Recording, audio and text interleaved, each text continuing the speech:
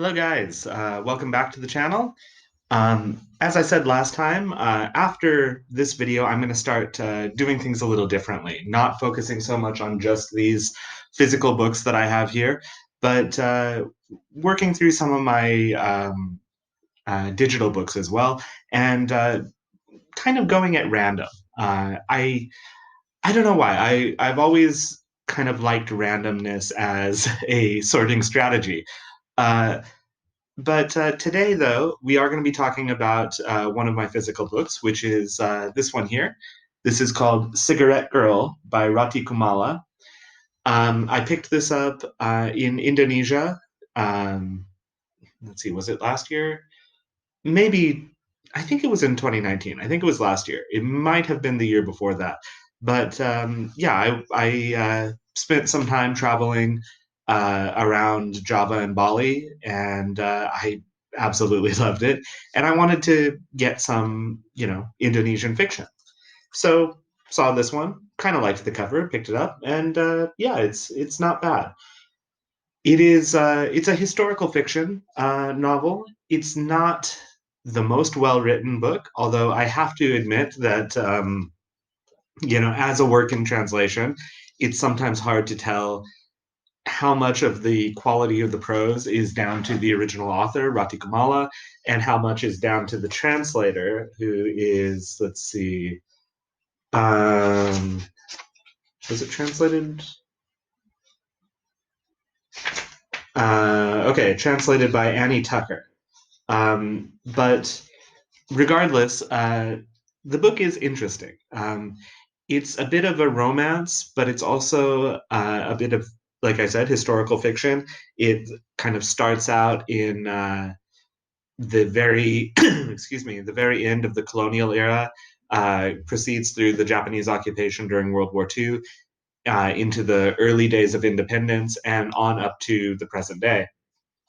Which, when I say present day, let's see, this was originally written in 2012 in Bahasa Indonesia, so it is quite modern. Um, it is it kind of goes back and forth. There's two kind of parallel stories. One is um, the story of a character named Soraja, who is on his deathbed in the modern day.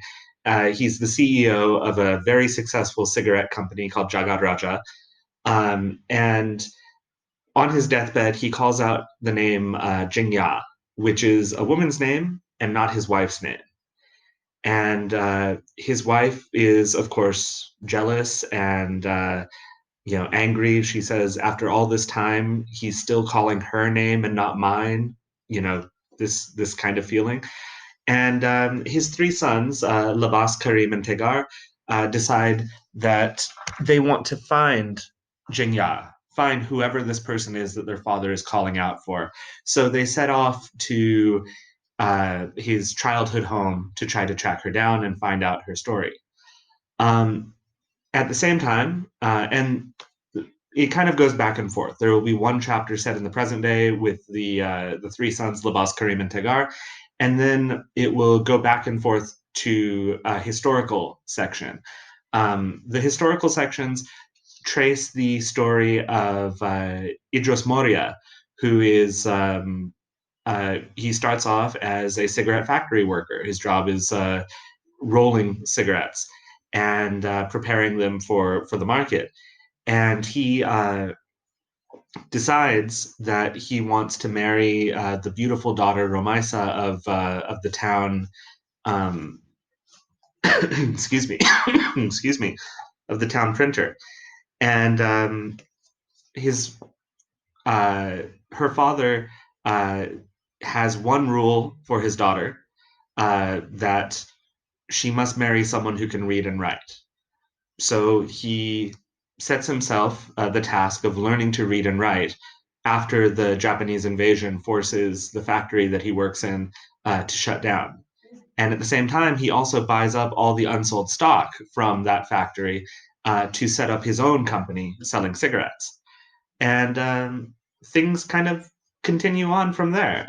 Eventually, his company does become successful, and his daughter, who is Jinya, meets a young Soraja, and at this point, the young Soraja is very similar to Idris Moria. He's a kind of a wanderer, a vagrant, and but he quickly learns how to operate, how to work in the business, how to roll cigarettes, how to do all of these things, and he falls in love with Idris Moria's daughter, Jinya, and he, like his father-in-law, or like his future father-in-law, because they're not quite married yet, he has the feeling that he's not good enough because he's just a manual laborer and he does not want to live on his father-in-law's wealth.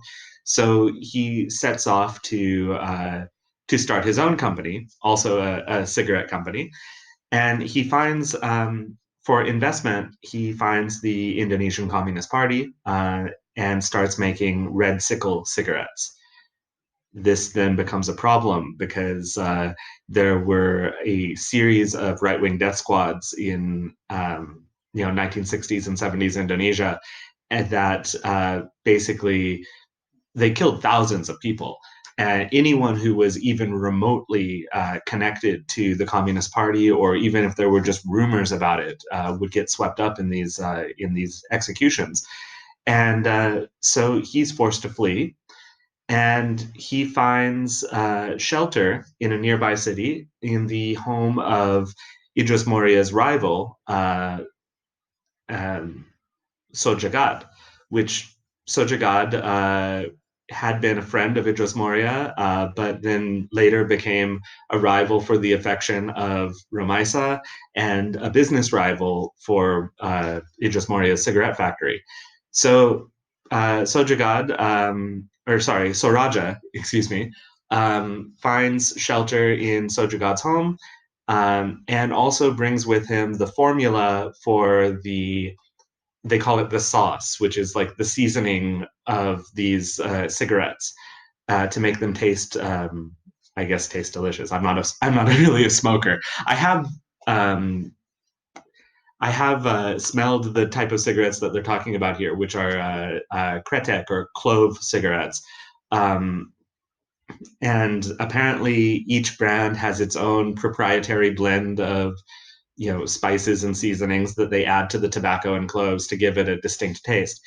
So Sriracha brings the flavor of Idris Moria and Jinya's cigarettes to uh, Sojagad, and the rest is history. The Sojagad starts the gives him an equal share in the company, and they wind up becoming very, very successful all over Indonesia. And he marries Sojagad's daughter and has three children, who are the three sons. So the three sons, when they go back searching for Jinya, they find that she had she had been arrested because of her connection to Soraja and his connection to the Communist Party. She and her father had both been tortured, but then eventually released, and that uh, eventually, she had found someone else, gotten married, and uh, kind of moved on. But her company had withered, and until it was just a very small venture run out of a private home in her hometown. And when they taste the Jinya's cigarettes, because they're still being made on a small scale in this private home by her younger sister, they find that they taste exactly like the cigarettes that their huge company, Jagad Raja, has been making for years. So they deduce that basically the formula had been stolen, and that they feel guilty about this theft and offer to buy her company. So there's a few things that kind of bother me about this. For one, like I said, the prose is not great. There's a lot of kind of awkward moments, a lot of over explaining things that don't need to be explained. But the main thing that bothers me is so much of this is a series of love stories. There's the love story between Idris Moria and Romaisa. There's the love story between Soraja and Jingya. There's the love story between Soraja and his ultimately his wife, Sojagad's daughter, Purwatra, I think was her name. And at the end, there's a hint at a possible love story between Lebas, Soraja's youngest son, and uh, and Jingya's daughter, Arum. And the problem is that all of these love stories, which are definitely the most engaging part of the text, are pushed to the background in favor of business and cigarettes. Like this really is a, a paean to the glories of the kretek, the Indonesian clove cigarette. And I guess if you're a diehard kretek fan, if you love them, so much, you will get a lot out of this book, maybe, possibly, who knows? But for me, like, yeah, like I want to know about the love story. I don't want to know about the cigarettes, you know. Um, I think it is there are definitely interesting moments, but there's so much that I wanted to hear more of that was kind of pushed to the background by the intense focus on cigarettes.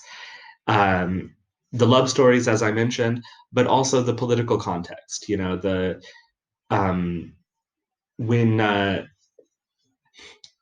when Idris Moria and his rival Sojagad first get started, the cigarettes that they make are Independence brand and Proclamation brand, both named after Indonesia's proclamation of independence. And it's that political context that leads to their success. Later, of course, Soraja starts his first brand of cigarettes, and it's Red Sickle because it's funded by the Communist Party. And the uh, largely apolitical Idris Moria and Jingya wind up getting tortured because of their loose connection to someone who is not a member but is being funded by the Communist Party. So there's so much politically going on here. And that also kind of gets swept aside because of the focus on uh, the flavor of the cigarettes. So yeah, ultimately we're left with a book that should be a lot more interesting than it is. It's entertaining, and in the same kind of way as uh, well, I really don't like to make this comparison because one is a fantastic book and this is not a fantastic book, but in the same kind of way as Moby Dick makes the minutiae of 19th century whaling business interesting. This also kind of makes the minutia of the Indonesian cigarette business interesting, but not as interesting as the things that it glosses over. And I just want to know more about. I want to know more about the love story. I want to know more about, the old man's feelings on his deathbed. I want to know more about the political and cultural contexts of the things that are going on here. And actually one of them, Lebas, the youngest son, is a B movie and director in Indonesia who makes B horror movies, and that's introduced as if it's going to be a major plot point, and then it's just kind of kept in the background. I want to know more about the Indonesian film industry because that sounds interesting too. So ultimately, this is kind of disappointing because the focus is far too heavily on cigarettes, and maybe that's just a topic that I'm not that interested in. But so it's possible you might get more out of it. But that's how I feel. But anyway, Cigarette Girl, Ratih Kumala, contemporary Indonesian fiction, uh, somewhat interesting, but not my favorite. So next time I will be reading something else. It may be one of these books, or it may be a digital book. I'm not sure because I am going to choose it at random. I will let you know what it is when I start. And thank you. Have a good afternoon. See you next time.